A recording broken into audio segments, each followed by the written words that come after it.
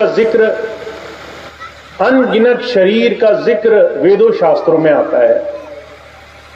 84 लाख अलग अलग प्रकार के शरीर, अलग अलग प्रकार के जीवन इस संसार में है। पेड़ पौधे, पशु पक्षी, तरह तरह के जीव जंतु, अगर आप खोजने चलें तो संसार में आपको असंख्य तरह के जीव जंतु मिलेंगे। हर एक के अंदर जीवन है, हर एक जीवन की एक सीमा, एक अवधि है। और हुजूर कृपाल सिंह जी महाराज कहा करते थे, एक इंसान को छोड़ करके दुनिया का हर एक जीव, हर एक जीवनधारी अपने कर्मों का भुगतान भुगतने के लिए संसार में सिर्फ भोग के कारण संसार में आता है। आप चारों तरफ नजर मारकर देख लें, कोई पशु हो, पक्षी हो, जीव जंतु हो, उन्हें आजादी नहीं है कि अपनी आजादी, अपनी स्वतंत्रता से जीवन जी सके। पशु हैं वो मनुष्यों के अधीन हैं, जानवर हैं, दूसरे कीड़े मकोड़े हैं वो दूसरों के आगे निर्भर हैं। कोई जब चाहे जैसे चाहे किसी को भी कुचल करके मार देता है। किसी के जीवन का कोई औचित्य नहीं है। अभी यहां एक पशु आ जाए, हम उसको मार करके भगाने लगेंगे। अभी हमें कोई जीव जंतु दिखाई दे जाए, हम उसको हलकारने लगेंगे। पर किसी इंसान को ऐसे दुत्कार आप नहीं सकते, क्योंकि उसकी महानता वेदों शास्त्रों में बहुत बढ़कर के गाई गई है। हुजूर कहा करते थे, विचार करने वाली बात यह है, हम में पशु पक्षियों में अंतर क्या है। हम खाते पीते हैं, पशु भी खाते पीते हैं। हम अपने परिवार की रक्षा करते हैं, वो भी अपने परिवार की रक्षा करते हैं। हम संसार में जीने के लिए जो जो भी साधन अपना रहे हैं, मेहनत करना, उठना बैठना, घूमना फिरना, ये सब तो हम में और पशुओं में एक जैसे हैं। दुनिया का कोई भी ऐसा एक काम नहीं है जो हम में और पशुओं में अभी अंतर में हो। फर्क इतना है, मनुष्य लालच के कारण खूब इकट्ठा करने में, संचय करने में विश्वास रखता है। 2 रोटी की जरूरत होगी, पर वो सामान इतना बनाएगा कि 100 वर्ष तक उसके सारे साधन चलते रहे। पर वो 100 वर्षों का भोजन, आहार विहार आज ही नहीं कर सकता। आज उसके शरीर में जो 2 रोटी लगेगी उसे वही खानी है। तो जो कहा करते थे, पशुओं में मनुष्यों में दुनिया के कर्म के नाते कोई अंतर नहीं है। खाना पीना, उठना बैठना, परिवार बनाना, परिवार की रक्षा के लिए लड़ना झगड़ना, सुख के लिए घर बनाना, ये सारे साधन एक जैसे हैं। फिर हम पशुओं से अलग कैसे हुए? हम जानवर ही तो हुए। महाराज जी कहा करते थे, एक अंतर है जो मनुष्यों को श्रेष्ठ बनाता है। उन्हें परमात्मा की सुध बुध हासिल करने के लिए परमात्मा ने विवेक दिया है। हम प्रश्न करते हैं, जब भी हमारे सामने कोई चीज आती है तो हम पूछते हैं ये ऐसा क्यों है, इसके पीछे कारण क्या है। आप छोटे से बच्चे को देखिए, जो घर में अभी पैदा हुआ, 1-2 साल का हो गया, बोलने लायक हो गया, हर एक चीज को वो प्रश्न करेगा, ये ऐसा क्यों है, ये वैसा क्यों है। ये जो हमारे अंदर उत्सुकता है, जानने की चाह है, आखिर रास्ता क्या है, आखिर जीवन का सच्चा मोल क्या है, बचपन से हम अपने जीवन में इसकी खोज में लगे रहते हैं। पर एक समय के बाद जब हम संसार में भोग की तरफ बढ़ते हैं कि जीवन में कष्ट मत मिले, परेशानी मत मिले, जीवन सुख में रहे, आराम से कटे, इस करके हम जीवन में प्रश्न करना छोड़ करके जीवन में सुख के पीछे भागने लगते हैं। इसलिए हुजूर कहा करते थे, जितने भी महापुरुष आए वो इस बात की हमें समझ देने के लिए आए। आज हम सब मनुष्यों के जीवन में तरह तरह से अलग अलग तरह के साधन मौजूद हैं जो इस तरफ इशारा कर रहे हैं। अभी त्योहार के पर्व के दिन चल रहे हैं।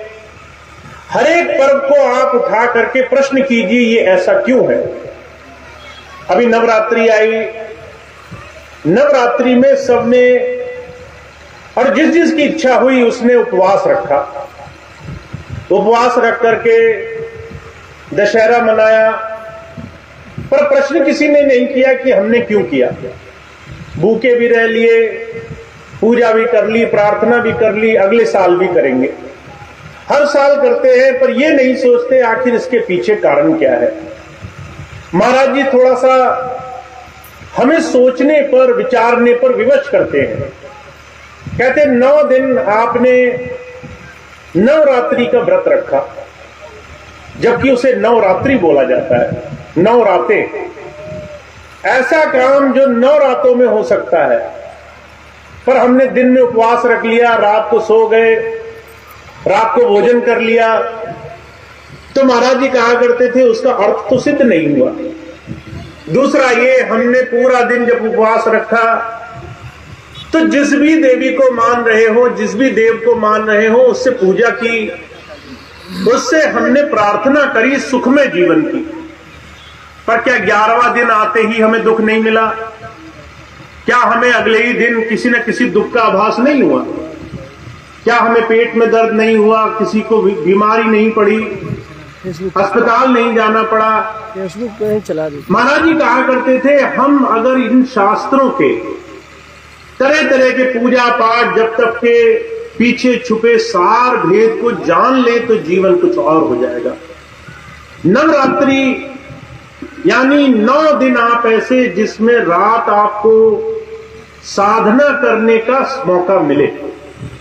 सारा दिन आप अपने जीवन को साधना में लगाओ जिससे आपको अंधकार में प्रकाश का दर्शन हो। अब दोनों आंखों के पीछे जहां अंधकार है वहां हम बिंदी तिलक लगा देते हैं। हम सोचते हैं ये सदा सुहागन होने की निशानी है। भाई वहां पर तिलक लगा देते हैं, कहते हैं सदा बड़े जीवन की है, ये एक निशानी है।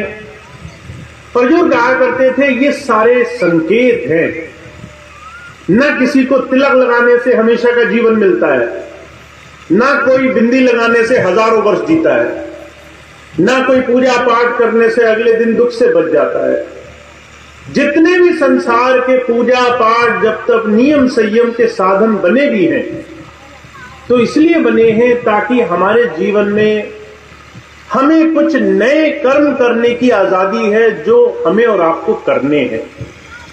सिर्फ पशुओं में भोगना है, वो नए कर्म नहीं कर सकते।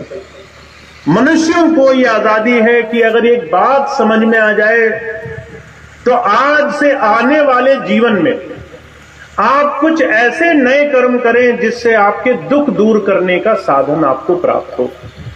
वो साधन कैसे मिलेगा?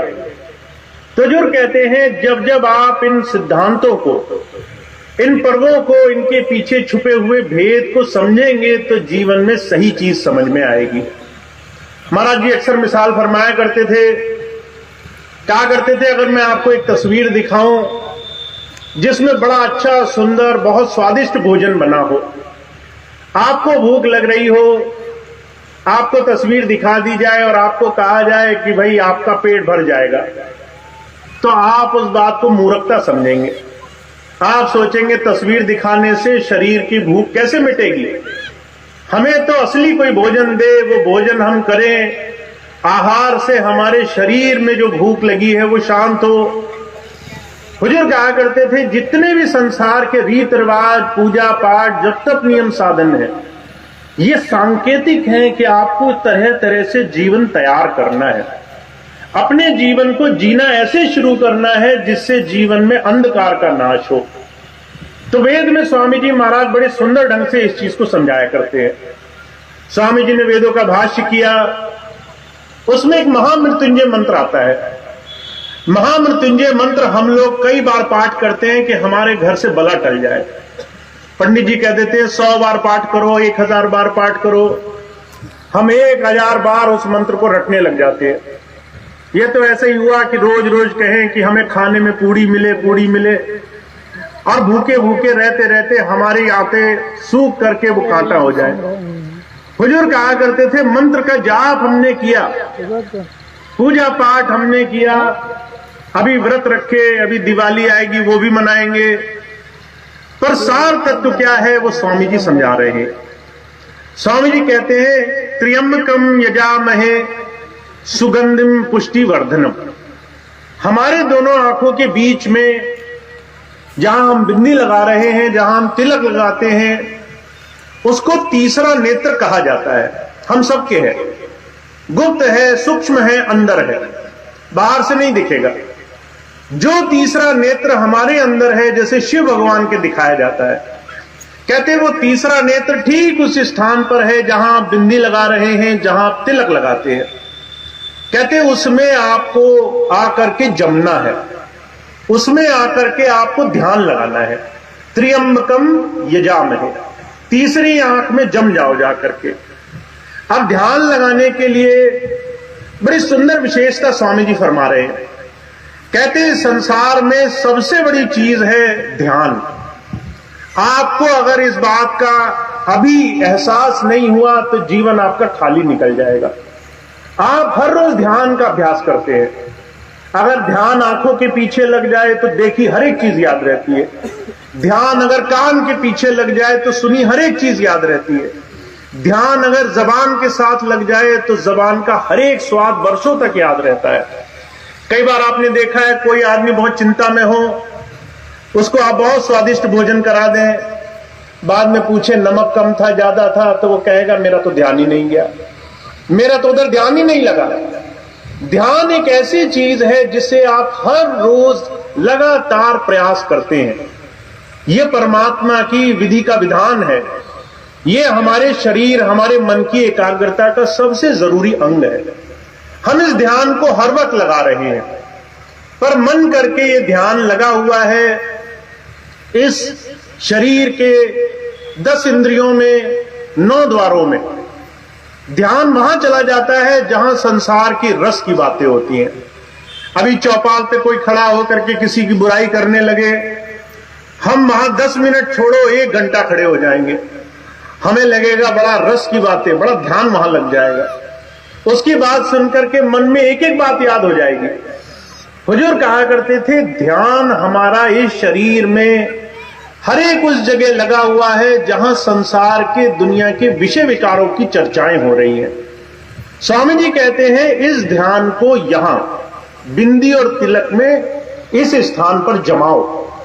यह हुआ महामृत्युंजय मंत्र। अगर आपने शिव भगवान की तरह ध्यान साधना के लिए इस ध्यान को यहां जमाना शुरू कर दिया तो क्या होगा कि जो है सुगंधिम पुष्टि वर्धनम, आपके अंदर एक ऐसी अवस्था पैदा होगी जिसे संतों महापुरुषों ने अंतर ध्यान कहा है, अंतर ज्ञान कहा है। 33 स्वरूप बताए हैं उस परमात्मा की अभिव्यक्ति के, जिसमें प्रकाश का, नाद का, सोम धाराओं का जिक्र किया है। तो स्वामी जी महाराज कह रहे हैं ध्यान लगाने की जो सबसे ऊंची अवस्था है वो है सोम धारा। आपको सबसे पहले जब आप आंखें बंद करते हो प्रकाश दिखाई देता है, और आगे बढ़ते हो आवाज आने लग जाती है। जब उससे भी और आगे जाते हो तो सबसे आखिर में आपको सोम का अनुभव होगा। सोम रस जो है हम भगवान शिव का पेय भी मानते हैं। भगवान शिव सोम रस पिया करते थे। अब कई लोग सोचते हैं भगवान शिव तो शराब पीते थे, मदिरा पीते थे, तो वो कहते हैं मदिरा ही सोम है। और लोग आज भर भर करके शराब पी रहे हैं क्योंकि कहते हैं भगवान का प्रसाद है। पर जो कहा करते थे सोम आपके अंदर आ रही उस परमात्मा की आनंद की धारा का वो नाम है जो आपकी चिंताओं का नाश कर देता है। तो जो है स्वामी जी कह रहे हैं वेद में, कहते हैं अगर आपने यहां ध्यान लगाया तो सुगंधी आपके जीवन में ऐसी आने लग जाएगी जिससे आपकी चिंताएं मिटने लग जाएंगी। बाबा सावन सिंह जी महाराज के जीवन की घटना आती है। वो हमारे स्वामी जी महाराज के दादा गुरु हुए। ब्यास में उनकी गद्दी थी। ब्यास डेरा आपने सुना होगा, वहां से उन्होंने नाम दीक्षा की शुरुआत की। एक दिन वो घोड़े पर बैठे कहीं जा रहे थे, सुनसान था, एकांत था। अचानक उन्हें सुगंधी आने लगी। उन्होंने चारों तरफ देखा, न फूल न पत्ती, कहीं कोई पुष्प का निशान नहीं, सुगंधी कहां से आ रही है। उन्होंने पलट के देखा तो देखा पीछे कोई महात्मा एक किनारे बैठा हुआ है, एक साधु जो है बहुत साधारण, गरीब, बहुत ही साधारण वेशभूषा में। बाबा जी उसके पास गए तो सुगंधी और तेज हो गई। उसके पास जाकर के पूछा, महाराज ये मुझे सुगंधी आ रही है, आपको भी आ रही है क्या? तो वो महात्मा कहने लगा, तुम्हारे अंदर वो गुण है जो सबके अंदर नहीं है। हर किसी को ये सुगंधी महसूस नहीं होती है, हर कोई इस स्तर तक, इस दर्जे तक नहीं है जिसे ये अंदर की सुगंध महसूस हो रही हो। तो बाबा जी कहा करते थे अपने सत्संग में कि वो सुगंध, वो अंतर सोम की धारा आपके अंदर आने लग जाए, वो आपके जीवन में आपकी सबसे बड़ी उपलब्धि है इस मनुष्य शरीर को पाने के बाद। कैसी उपलब्धि है? आगे महामृत्युंजय मंत्र में स्वामी जी बता रहे हैं। कहते उर्वा रुक मिव बंधनात् मृत्योर मुक्षी महामृतात्। कहते उर्वा, उर्वा रुक कहते हैं खरबूजे को। उसके कई अर्थ होते हैं, पर एक अर्थ होता है खरबूजा। अब खरबूजा आपने देखा है, जो लोग किसानी करते हैं, जो खेत में खरबूजा उगा हुआ देखा है किसी ने, तो उसकी एक बड़ी खासियत होती है। अगर खरबूजा पक गया है तो उसके अंदर दो गुण वो अपने आप हैं जो उसके अंदर प्रकट हो जाएंगे। खरबूजा पका है नहीं पका है, इसके दो बड़े जो है साधारण से नियम हैं। कहते उर्वा रुकमिव बंधना। जैसे खरबूजा अगर पक गया है तो वो अपनी डाली से अलग हो जाएगा, वो उस डाली पर लगा नहीं रहेगा, उस वृक्ष से अलग हो जाएगा, टूट करके किनारे हो जाएगा, मुक्ति की अवस्था मिल जाएगी उसे। मुक्त किसे कहते हैं? हमारे जीवन में हर एक वो बंधन जहां हमारा मन लगा हुआ है उससे हट जाना, स्वयं उस चीज से हमारा बंधन छूट जाना। ऐसी स्थिति खरबूजे में जब आती है, दूसरी स्थिति जब सुगंधी आती है तो वो मुक्ति की अवस्था प्राप्त कर लेता है। तो जो कह रहे हैं जैसे खरबूजा डाली से टूट जाता है, उसके अंदर सुगंध पैदा हो जाती है, ऐसे ही तीसरे नेत्र में ध्यान करने वाला कोई भी सत्संगी, कोई भी जीव, कहते मृत्योर मुक्षीय मामृतात्, फिर वो मौत के भय से कभी पीड़ित नहीं होगा, फिर उसे मौत कभी डरा नहीं सकेगी। संसार में जो सबसे बड़ा और सबसे भयावह सच है वो ये कि हमें शरीर छोड़कर जाना है। आज किसी भी इंसान से कहो तो लोग बड़ी भारी भारी बात बोल देते, हम मौत से नहीं डरते, मौत से हमें कौन डरा सकता है। पर जो कहा करते थे, वेदों शास्त्रों में कहा है, इस संसार में कोई भी पीड़ा ऐसी नहीं है जो मौत की पीड़ा के बराबर इस संसार में गिनी गई हो। वेदों में कहा है 1000 बिच्छू एक साथ डंक मारे, वो जो पीड़ा होती है, जो दर्द होता है, वो दर्द कम है, मौत के समय होने वाली पीड़ा उससे ज्यादा है। फिर दूसरी जगह हुजूर कह रहे हैं, अगर कटीली झाड़ी हो उसे मुंह के रास्ते से डाला जाए, आप सोच के देखें, कांटा लग जाता है, कितना दर्द होता है, घंटों घंटों हम पीड़ा से कराते रहते हैं। कहते कटीली झाड़ी, पूरा पेड़ कांटों का, वो अगर मुंह के रास्ते से जाए और पूरा शरीर छेदता हुआ वो जो है मल के द्वार से निकाला जाए, पूरा शरीर कट जाए, ऐसी पीड़ा, वो पीड़ा कम है, मृत्यु की पीड़ा उससे ज्यादा है। तो जो कहते हैं मौत को किसी ने देखा नहीं है, पर मौत के समय बड़े से बड़े राजा महाराजा, सेठ साहूकार, दुनिया के बड़े से बड़े धुरंधर उस दिन जो है हार मान लेते हैं, जब उन्हें पता चलता है सारा जीवन बर्बाद किया, जीते जी मरने से जीतने की कला नहीं सीखी हमने, जीते जी मरने से कैसे जीतना है वो हमने गुरु से नहीं सीख पाए। तो जो कह रहे हैं, संत आते हैं, हमारे जीवन भर के वेदों शास्त्रों के हजारों वर्षों से ये जितने भी संकेत हैं, पूजा पाठ जप तप नियम संयम के बहाने, इस बात के लिए हैं कि हमारे जीवन में अंधकार का, इस अंदर के अंधकार का नाश हो जाए। इसलिए वेदों में क्या कहा गया है, कहा अस्तो मां सदगमय, तमसो मां ज्योतिर्गमय, मृत्योर मां अमृतगमय। हमारे जीवन के सिर्फ 3 सिद्धांत होने चाहिए। हमारे गुरु की शरण में आने के बाद सिर्फ 3 चीजें होनी चाहिए जो हम गुरु से मांगते हो। पहली चीज का हमें बुराई से अच्छाई की तरफ ले चलो। हमारा जीवन तो मन इंद्रियों के घाट पर फंसा हुआ है। हम जब पैदा हुए तो हम नहीं जानते थे कि संसार में क्या सही है क्या गलत है, पर हम मन करके संसार में दुनिया के तरह तरह के झंझटों में लग गए। कबीर साहब कहते हैं, आपको अगर मन गति समझनी हो तो ये समझो कि संसार में मन 24 तरह की चीजों में इस जीव को फंसा करके रखता है। का मन लोभी, मन लालची, मन चंचल, मन चोर, मन के चले मत चालिए, मन पलक पलक कछुओर। मन की लड़ाई इतनी मुश्किल है कि आपके अंदर बैठा है और आपसे 24 घंटे संसार की गुलामी करा रहा है।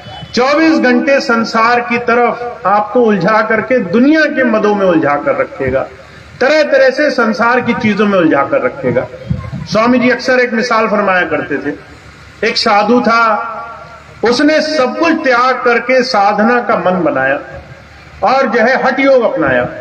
हठ योग कहते हैं कि हम अपने मन से एक बड़े ही मजबूती से कोई रास्ते को हट से जीवन में अपनाने का संकल्प ले ले कि हम तो घर छोड़ देंगे, परिवार छोड़ देंगे। ये सारी चीजें हठ योग है। बाहर से सब कुछ छोड़ा, अंदर बारीक चीज मन पर ध्यान नहीं गया। अब साधु था, हठ योग में लग गया, कपड़े लत्ते छोड़ दिए, गेरुए वस्त्र धारण कर लिए, घर परिवार छोड़ दिया, कमाई छोड़ दी, मांग कर खाने लगा। धीरे धीरे बड़ा प्रसिद्ध हो गया कि बहुत बड़ा साधु है, जहां जाता बड़ी वाहवाही होती। एक दिन वो जब जो है शहर से निकला तो एक मिठाई वाले की दुकान से होकर गुजर रहा था। उसका मन आ गया, जो है वहां पर जलेबी बन रही थी, तो साधु ने देखा और जो है मन कहने लगा, इतने दिन तो त्याग में गुजारे हैं, आज थोड़ा सा अगर मीठा खाने को मिल जाता तो बड़ा अच्छा होता। अब साधु था, हट कर रहा था कि नहीं, मन से जो है हमने सब चीजें त्याग दी हैं, इसमें नहीं लगेंगे।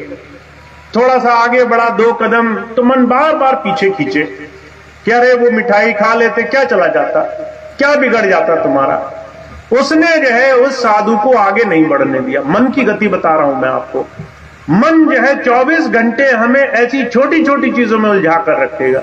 कभी दूसरी चीजों पर लालच आ जाएगा, कभी तरह तरह की चीजों पर मन में ख्याल आ जाएगा। इसलिए हुजूर कहा करते थे, मन गति से सिर्फ गुरु तभी हमें छुड़ाता है जब गुरु की बात से ध्यान के रास्ते पर हम लगते हैं। अब साधु था, हट करके बैठा था, मैं जलेबी नहीं खाने दूंगा। बहुत जोर किया तो साधु जो है कहने लगा, आज इस मन की तृप्ति करते हैं। बैठ गया, भीख मांग करके पैसे लाया, फिर जो है खूब पैसे दे करके मिठाई वाले को कहा कि खूब सारी जलेबी बांध दो। अब जो है जलेबी ले करके एक जगह किनारे जंगल में चला गया और जा करके पहले खूब मन भर के जलेबी खाई। अब आप समझ ही सकते हैं शरीर को कितना मीठा चाहिए। कोई आदमी 100 ग्राम खा लेगा, 200 ग्राम, 1 किलो खा लेगा। साधु की जितनी हिम्मत थी सब खा करके तृप्त हो गया। अब मन कह रहा था कि मेरा आज का बस हो गया, अब मुझे मिठाई नहीं खानी है। पर साधु जो है हठ योग में लगा था, कहने लगा खानी कैसे नहीं है, आज तुम्हारा मन जलेबी पे आया, कल किसी और चीज पर आएगा, तुम तो हर एक चीज के पीछे दौड़ाओगे। उसने कहा अभी थोड़ी और खाओ ताकि ठीक से मन तृप्त हो जाए।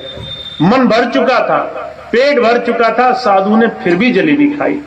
अब जब आप जरूरत से ज्यादा खाएं तो जो चीज पहले स्वाद लगती है वही बहुत बुरी लगती है। उसने जो है जितना ज्यादा खाया मन से उतना ज्यादा उस चीज को पलटने का विचार आने लगा कि हम पलटी कर दें।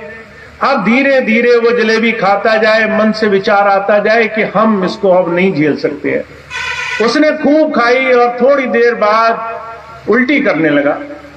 मन कहता था अब तो बस करो, साधु कहता था आज तुम जलेबी पर आए हो, कल किसी और चीज पर जाओगे। ऐसी जो है हिम्मत से साधु ने कई बार जलेबी खिलाई, कई बार उसे उल्टी हुई। आखिर में वो हार मान गया। साधु कहने लगा, आज के बाद किसी भी चीज पर आए तो जो है ऐसे ही तुम्हें अति कराऊंगा। तो हुजूर कहा करते थे, मन की स्थिति ये है, 24 घंटे ये संसार की तरह तरह की चीजों पर आपको लेकर जाएगा, पर इन तमाम चीजों के पीछे आज तक किसी को जीवन में सच्चाई का रास्ता नहीं मिला है।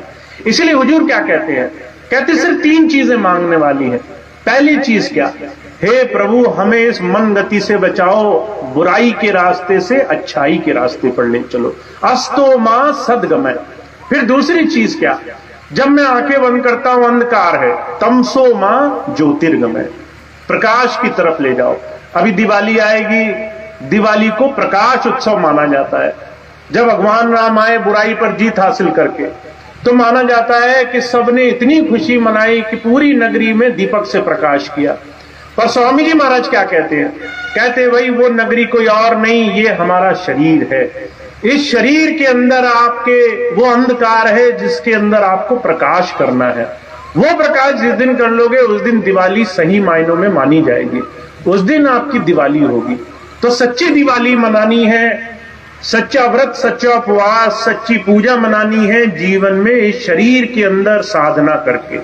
और उसके लिए आपको क्या करना पड़ेगा, आखिरी में एक और चीज कहते हैं जीवन में सिर्फ एक चीज की आशा रखो, मृत्यु और मां अमृत गमय। हमें जीते जी इस मृत्यु से विजय पाने के रास्ते पर चल पड़ना है। तो गुरु के पास जब भी हम और आप जाएं, एक चीज की हमारी आशा हो कि हे प्रभु मृत्यु से अमृत की तरफ ले जाने का रास्ता हमें दो, हमें जीते जी इस संसार से छूटने का रास्ता हमें दो, इस संसार से बचने के रास्ते पर हमें लगाओ। तो स्वामी जी महाराज जी की बात कहते हैं, हम और आप बहुत भाग्यशाली हैं, जीवन में हमें दूसरे अनगिनत विषय विकारों में लगे हुए जीवों से ज्यादा जीवन को सही तरीके से जीने का आदर्श मिला है। पर इस सच्चे जीवन को पाने के सिर्फ एक ही आदर्श है कि आप गुरु से वो मांगिए जिस चीज से जीवन सार्थक हो। क्योंकि आप हजारों चीजें मांगेंगे, वो मिलेंगी, फिर भी मन की इच्छाएं शांत नहीं होंगी। बहुत से लोग जाते हैं, कहते हैं मेरा पेट दर्द हो जाए, पेट दर्द ठीक हो जाए, वो ठीक हो जाता है, फिर कुछ और मांगने जाते हैं। ये मांगे कम नहीं होती। हुजूर कहा करते थे, दुनिया की चीज से मांगते मांगते हम जीवन में हार जाते हैं, पर हमारी इच्छाएं कम नहीं होती। अगर हम एक चीज मांगे, वेद कह रहा है अगर आप जीवन में सच्ची चीज मांगे, अमृत की दान उस गुरु से मांगे, तो जीवन सार्थक होने लग जाता है। तो हमारे स्वामी जी महाराज जी की बात कह रहे हैं, कहते आपको जीवन में गुरु भक्ति, गुरु से गुरु नाम पाने की एक बड़ी भारी दात मिले, इसके लिए आपको गुरु की सोबत में जाने का अवसर मिला है। अपने जीवन में इस दिशा में आगे बढ़ने के लिए पूरे मन से इसी दिशा के लिए सारे कृत्य करो, इसी दिशा में आगे बढ़ने के लिए जीवन में कदम उठाओ। हर एक वो चीज जो इसके रास्ते में बाधक है उसे धीरे धीरे छोड़ते चलो। मैं एक दो चीजें जो स्वामी जी मुझे बताया करते थे वो चीज मैं आपके सामने रखता हूं। स्वामी जी कहा करते थे अगर आप गुरु के पास चले गए गुरु भक्ति का दान मांगने, तो वो 2-3 चीजें जो जरूरी हैं उस चीज को जीवन में बनाते चलो। पहली चीज क्या है कि अपने आहार की शुद्धता रखो। आपके जीवन में आपका शरीर, ये जो देह है, ये हरि मंदिर का स्थान है। इसके अंदर ध्यान तभी लगेगा जब शरीर स्वस्थ रहेगा। अगर आप शरीर में रोग लेकर बैठे हो तो आप पहले रोग से लड़ोगे, फिर कहोगे कि हे भगवान मुझे कुछ और दो। पहले आप शरीर से ही उलझते रह जाओगे। तो स्वामी जी कहा करते थे शरीर में 90% रोग पैदा होते हैं आहार की विशुद्धता से। आपने अपने खाने पीने पर ध्यान नहीं दिया। महाराज जी एक और बात कहा करते थे, आपके शरीर में अगर एक घड़ा है जिसको आप पेट का स्थान मान लो, तो वो पूरा भोजन से नहीं भरना है, उसको जो है 3 हिस्सों में बांट देना है। एक हिस्सा भोजन दो, दूसरा हिस्सा पानी के लिए छोड़ो, तीसरा हिस्सा हवा के लिए छोड़ो। अगर ये नियम आपने पालन किया तो आपका शरीर हमेशा स्वस्थ रहेगा, आपके शरीर को शुद्ध भोजन मिलेगा, आपका शरीर आहार शुद्धता से जीवन में ध्यान साधना भक्ति जीवन में स्वास्थ्य के रास्ते पर चलेगा। तो स्वामी जी पहली बात कह रहे हैं आहार की शुद्धता रखनी है। वो तभी हो सकती है जब आप अपने जीवन में हर रोज इस बात पर ध्यान दो। दूसरी चीज स्वामी जी कह रहे हैं, विचार की शुद्धता रखनी है। विचार की शुद्धता यानी कि मन की स्वच्छता। अगर मन हर एक चीज पर जा करके गिर रहा है, किसी ने कुछ बुरा बोला हम उसमें उलझ गए, हमने जो है कुछ बुरा देख लिया हम उसी में लग गए, किसी ने किसी की बुराई करी हम उसमें चले गए, हम इन्हीं तमाम चीजों में लगे रहे तो हमारा मन अनगिनत बातों में उलझा रहेगा। स्वामी जी मिसाल फरमाया करते थे, सुकरात एक बहुत बड़े संत हुए, दार्शनिक हुए। एक बार एक आदमी आया उनके पास चुगली करने के इरादे से और आकर कहने लगा कि मैं आपको एक ऐसी चीज बताने वाला हूं, आपकी आंख खुली रह जाएगी। आपके बड़े अच्छे मित्र के बारे में मुझे कुछ बात पता चली है। सुकरात समझ गए ये चुगली करने के इरादे से आया है, कुछ जो है उल्टा सीधा बोलेगा, कुछ ऐसी बात बोलेगा। तो सुकरात ने उससे 3 प्रश्न किए। पहला प्रश्न किया कि मुझे ये बताओ, अगर जो तुम मुझे बताने वाले हो ये कोई ऐसी चीज है जिससे मुझे किसी के बारे में अच्छी अनुभूति होगी, चाहे वो मेरा मित्र हो, दोस्त हो, कोई भी हो, क्या तुम ऐसी बात बताने वाले हो जिससे मेरा कुछ फायदा होगा? तो उसने बहुत सोचा, बोलने वाले ने कहने लगा अच्छी बात तो नहीं है, बात तो गलत ही है, ऐसी बात है जिससे आपको अच्छा आभास, अच्छी अनुभूति तो नहीं होगी।